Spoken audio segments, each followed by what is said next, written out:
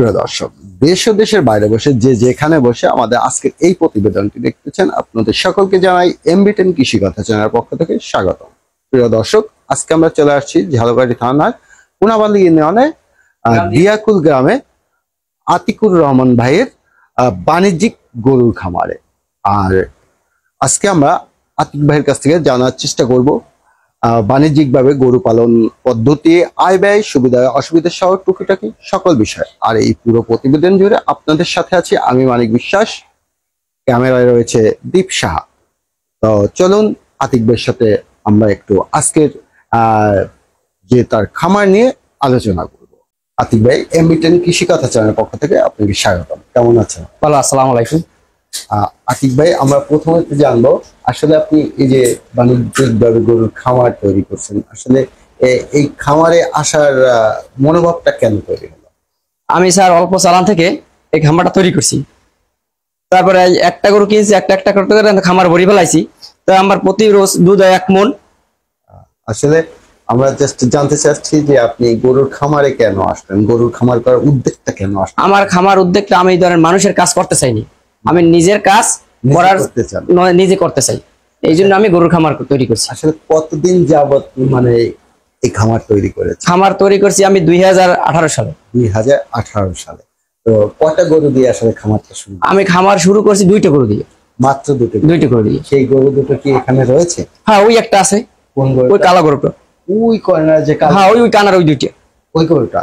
ওটা কতদিন আগে? 2018 সালে? ওটা 18 সালে কেনা। ওটা প্রত্যেক বছর একটা বাচ্চা দেয় প্রতি বছর। ওটা কত টাকায় কেনা হয়েছে? ওটা কিনছিলাম 1,60,000 টাকায়। 1,60,000 টাকা থেকে। কোথা থেকে ক্রয় করছিলেন? এটা কিনছি আপনার বানুরিপাড়া থেকে। বানুরিপাড়া থেকে। আচ্ছা, এরপরে কি গরু কিভাবে ক্রয় করলেন? তারপর একটা আমি এইটা আনছি বাগেরহাট থেকে কিনিয়া। এই যে এই সাদা গরুটা, এটা কোন প্রজাতির গরু আসলে? এটা হলো ফিলিজিয়ান, হলস্টিয়ান ফিলিজিয়ান। হলস্টিয়ান ফিলিজিয়ান। আচ্ছা, এর পরের গরু এটা? জি, এবার ওই পরে একটা কিনেছেন? এইটা এবার ওই একটা কিনছি। ওই মানে এর তৃতীয় গরু। আর এবার কিনছি এইটা। এবার কিনেছেন এইটা? আসলে এখানে যে 4টা গরু রয়েছে, 5টা গরু, আর একটা আছে শুয়ে রয়েছে, আর একটা ওই পাশে শুয়ে রয়েছে। জি। আচ্ছা, এই গরুগুলো সবই আপনি বাইরে থেকে? সব বাইরে থেকে কিনছি।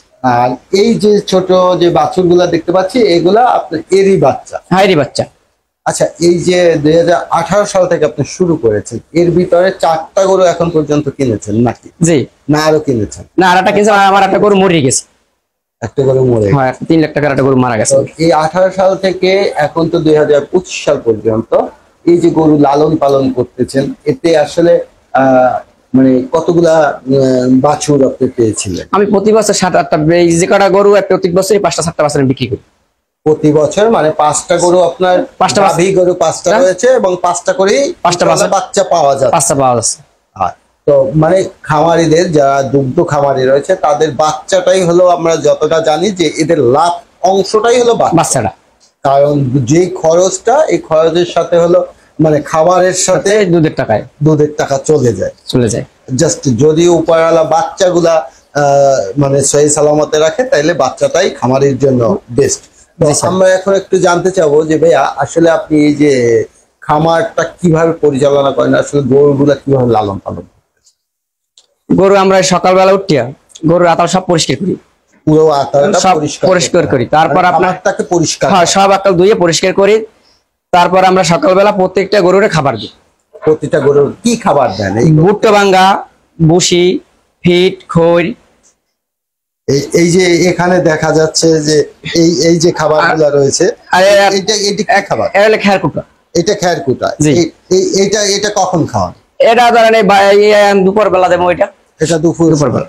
এই যে আপনার হাউজে তো দেখতে পাচ্ছি খাবার রয়েছে, এই আবার পরিষ্কার করিয়া পরে সুন্দর করে ধুয়ে পরিষ্কার করিয়া আবার সবাই আবার 1টা বাজে খাবার দেওয়া শুরু করে। আবার রাত 9টা বাজে খাবার দেবো। রাত 9টা বাজে মানে একদিনে গরুকে কবার খাবার? 3 বার খাবার দিই। 3 বার খাবার দেন। তো 3 বার খাবারে প্রথম সকালের খাবারটা কি দেন? সকালে ফার্স্টের ভুট্টা ভাঙ্গা দিই, ভুসি দিই, মোটা ভুসি দিই, আর ফির দিই। এই 3 পদ দিই। 3 পদে। এটা সকালের খাবার। আর দুপুরে কয়টার দিকে খাবারটা দেয়? দুপুরে আবার ওই খৈর, ওই ভুট্টা ভাঙ্গা, ফিট, এই আবার 1টা বাজে শুরু করে দেওয়া। আবার রাত্রে ওই 1টা বাজে ওই সময় খাবারটা দিই। আর রাতের বেলা কখন খাবারটা? রাতের বেলায় 9টায় দিই। 9টার দিকে। আসলে একটা প্রাপ্তবয়স্ক গরুকে কতটুকু খাবার দেওয়া প্রয়োজন? প্রাপ্তবয়স্ক গরুর আমরা 4-5 কেজি খাবার দিই। 5 কেজি। 5 কেজি। এই এই যে গরুটা আমার সামনে যে গরুটা রয়েছে হলিস্টিন ফ্রিজিয়ান, এটা তো একদম এখন প্রাপ্তবয়স্ক। হ্যাঁ, এটা কয়টা বাচ্চা দিয়েছে? এই একটা বাচ্চা দিয়েছে, প্রথম একটা বাচ্চা দিয়েছে। এই গরুটাকে কতটুকু পরিমাণ খাবার? এই যে কাল বাচ্চাদের দুধ হয়, কাল 8 কেজি খাবার দিই। যে সময় বাচ্চা হয় এরপরে যখন দুধটা আপনি পান তখন 8 কেজি 8 কেজি খাবার খাওয়াতে হয়। তো এটা কতদিন হয়েছে বাচ্চা দিয়েছে? বাচ্চা দিয়েছে 3 মাস হয়েছে। 3 মাস হয়েছে। এখন কি একে 8 কেজি করে খাবার দিচ্ছেন? হ্যাঁ, 8 কেজি করে খাবার। প্রতিবারে কি 8 কেজি? না না, তো 3 বারে 8 কেজি। 3 বারে 8 কেজি। তো আর কতটুকু পরিমাণ পানি খাওয়ানো উচিত? একটা পরে পানি খাওয়াই ধরেন এক বেলা 20 লিটার করে দিই।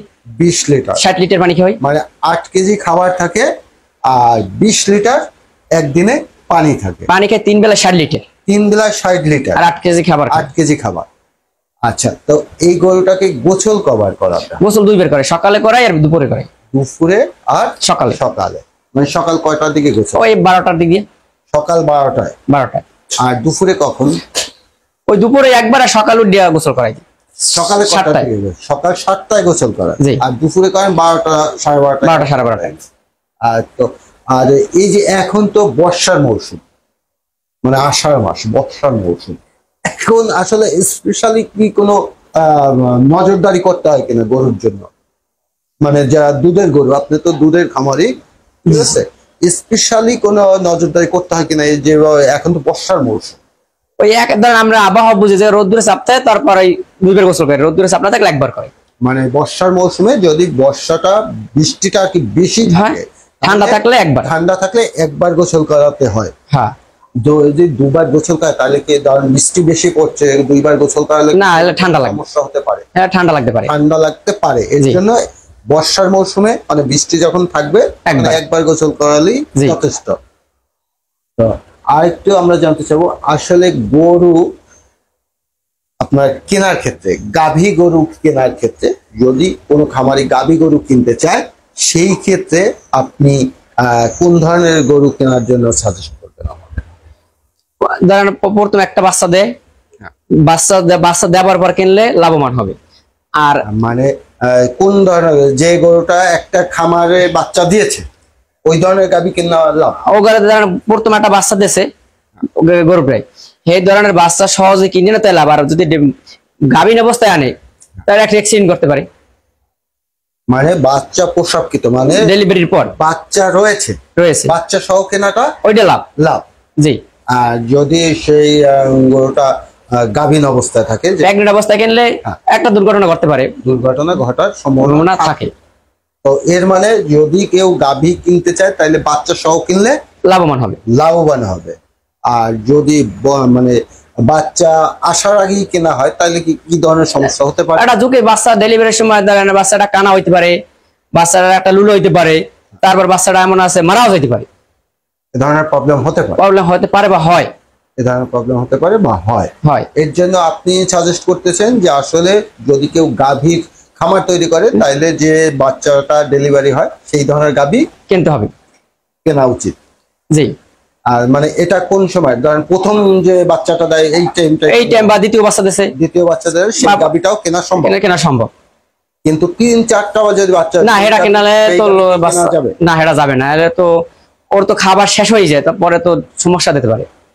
ওর শেষ মানে 3-4টা বাচ্চা দেওয়ার পর ওর তো ধরেন বডি ভেঙে যাবে, বডি ভেঙে যায়। এর জন্য মনে করেন যে একটা দুটো বাচ্চা দেওয়ার যে গাভীর গুলো রয়েছে এগুলো কেনাই ভালো, দুগ্ধ খামারি যারা তাদের জন্য বেস্ট হবে। হ্যাঁ, হেলে লাভবান হতে পারে, হেলে লাভবান হতে পারে। তো আপনার এই মুহূর্তে 5টা গাভী রয়েছে, তো বাছুর রয়েছে দেখতে পাচ্ছি 3টা। জি। তো 3টায় কি দুধ হচ্ছে আর কি? হ্যাঁ, 3টায় দুধ আছে, আর 2টা প্রেগনেন্ট। 2টা প্রেগনেন্ট রয়েছে। কোন 2টা প্রেগনেন্ট রয়েছে এই মুহূর্তে? কালোটা আর ওই কালোটা পাশেরটা। এই যে কালোটা আর কালোর পশ্চিম পাশেরটা, পাশে যেটা ছোয়া না রয়েছে, না যেটা এই পাশে, এই পাশেরটা, এই পাশেটা মানে এই সাদা কালো যেটা আর পাশের কালোটা, এটা এই মুহূর্তে প্রেগনেন্ট রয়েছে। আর এইটা আর যেটা বাচ্চা রয়েছে, এই 3টায় কতটুকু দুধ আসে? ধরেন প্রায় 35-40। 35 থেকে 40 লিটার। 3টায় 35 থেকে 40 লিটার। এটা কোথায় বিক্রি করতেছি? আমাকে ওই গোশ নিয়ে ধোয়াই জালকারি নিয়ে বিক্রি করে। মানে দুধটা কি আপনি নিজেই না। দিতেছেন? এই নিয়ে আমার এই যারা গরু দোয়াই নে হেয়াই আমার 60 টাকা করে দেয়, হে দোয়াই নে হে যাবে, মানে উনি যত লিটার হবে উনি নিজে ধোয়াই নেবে নেবে, 60 টাকা করে আমার দেবে। 60 টাকা করে আপনাকে দিয়ে যাচ্ছে। তো 60 টাকা করে যে দিচ্ছে তাতে কি আসলে মানে আপনার গরুর খাবারের দামটা উঠতেছে? হ্যাঁ দাম উঠতেছে, দাম উঠতেছে, দাম উঠতেছে, আমার বাজারে টাকা হয়, বাজারে টাকা। টাকা হয়। তো সর্বোপরি মোটামুটি দুগ্ধ খামার করে উপরালার ইচ্ছা আপনি ভালোই হ্যাঁ আমি ভালো আছি। তো আমাদের দর্শক যারা রয়েছে একটু যদি এদিকে তাকান, আমাদের দর্শক যারা রয়েছে তাদের কি বলবেন যে দুগ্ধ খামার করার জন্য কি তারা আগ্রহী হবে? হ্যাঁ দুধ খাবার জন্য আগ্রহ হবে, তাহলে গরু যেটা কিনবে বাচ্চা সহ দেখে শুনে তারপর কিনবে। দুধ দোয়াবে, বান কানা আছে কিনা, বান ভালো আছে কিনা, সব সকল দেখে তারপর যদি আনে আর গরুর যত্ন নিলে আল্লাহ তাআলা তারে সফল হবে। তো যারা দুগ্ধ খামারি আছে এদেরকে আপনি বলতেছেন যদি বাচ্চা সহ গাভী কেনা হয় তাহলে তিনি অবশ্যই লাভবান হবে। আর এটা বলতে পারবে না যে আমার একটা গরুর 20 লিটার দুধ হয়, আমি 1000 বা 1200 টাকা বিক্রি করবো, পাইলে ওটার খাবার দিতে হইবে, ওটার গোসল করাইতে হইবে, যত্ন নিতে হইবে। আর যদি গরু কিনে রাখিয়াই দেয় তাহলে তো আমও যাইবে, সালাও যাইবে, চালান সহ চলে যাবে, চালান সহ চলবে। অবশ্যই গরুর যত্ন নিতে হবে ভালো করে। তো ধন্যবাদ ভাইয়া, এমবিটেন কৃষিগতের পক্ষ থেকে আপনাকে আবারও শুভেচ্ছা জানাচ্ছি। আপনি ভালো থাকবেন, সুস্থ থাকবেন এবং আপনার খামারের আমরা শুভ কামনা করছি। আজকে এ পর্যন্ত, আসসালামু আলাইকুম। হবে আবার নতুন কোনো ভিডিও।